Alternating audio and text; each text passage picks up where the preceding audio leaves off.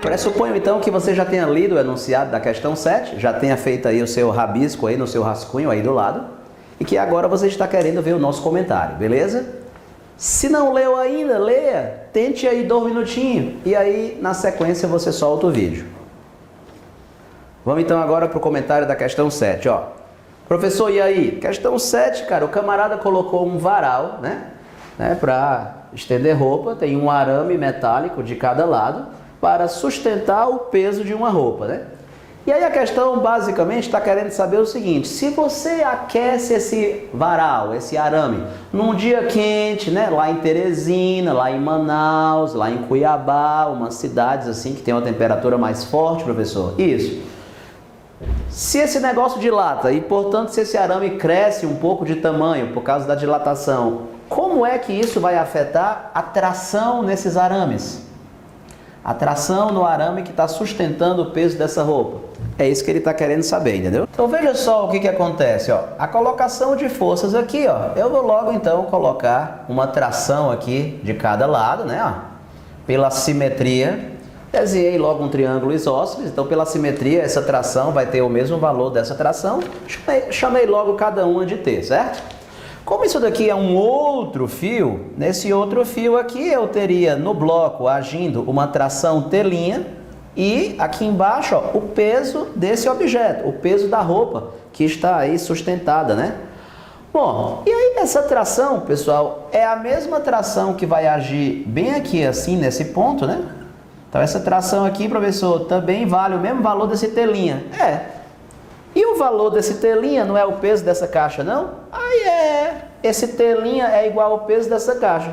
Então, para ganhar tempo, eu vou colocar aqui que essa tração T' vale o peso desse objeto. Vou logo ganhar tempo. Então, essa tração T' tu vai chamar de quê, Renato? Peso. Porque o valor dela é o peso do objeto que está suspenso. Ó. Beleza, então o nosso diagrama de forças simplificado, ele já está assim, né? Ó. Tranquilo? Aquele ângulo alfa, alternos internos, ó, esse alfa vem para cá, ó, porque eles são alternos internos, esse alfa vem para cá, né? Você aprendeu essa geometria na aula de matemática do professor Raul Brito, né? Da Veste Cursos, o maior professor de matemática do Brasil, sem dúvida, né? Então vamos escrever o equilíbrio das forças, tá bom? O equilíbrio das forças nesse nó, nesse nozinho que aparece aqui, ó. Então você vai decompor essa tração em 2 componentes, Ty e Tx, né? É uma coisa que você já está acostumado a fazer, já fez isso bastante, né?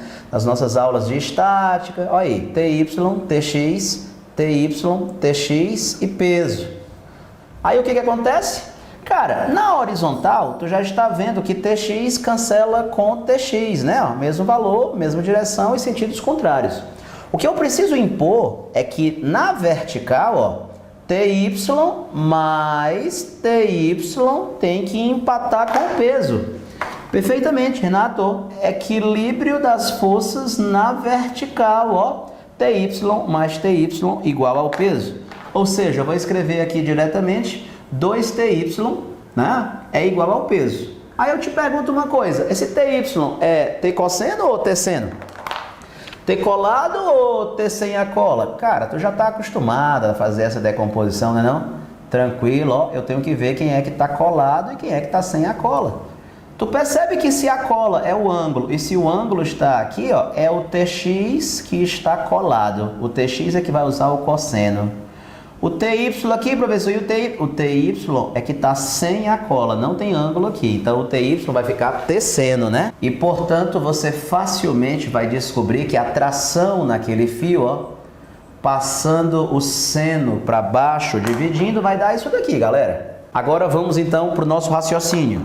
Renato Brito, o que acontece durante a dilatação térmica? Olha, digamos que inicialmente o arame estava com esse formato. Mas, como a temperatura em Sobral, em Teresina, em Cuiabá é muito grande, esse arame dilatou e, portanto, ele cresceu um pouco, ó. Ele já está agora sim, por causa do efeito da dilatação, ele está crescendo.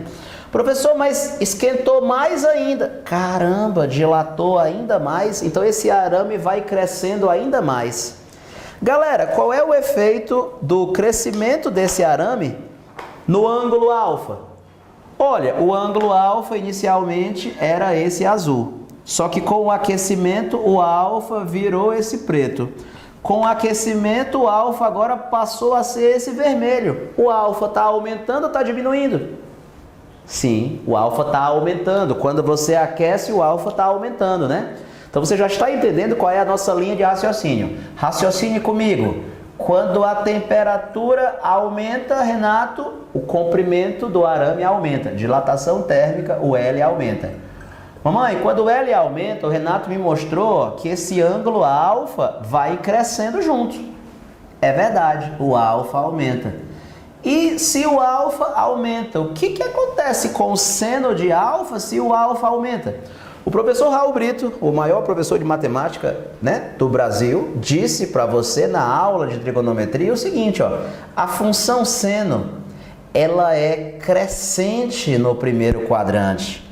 Crescente quer dizer o que, professor? Que quanto maior é o ângulo, maior é o seno. Ó. Quanto maior for o ângulo, no primeiro quadrante, ó, quando o alfa vai aumentando de 0 até 90 graus, o seno vai aumentar de 0 até 1. Quanto maior for o ângulo, maior é o seno.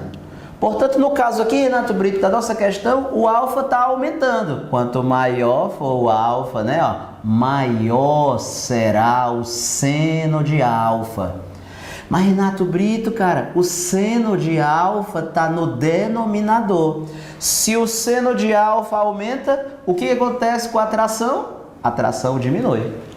Quer dizer que com o aquecimento, a temperatura aumenta. O L, que é o tamanho do arame, aumenta porque ele se dilata. O alfa aumenta.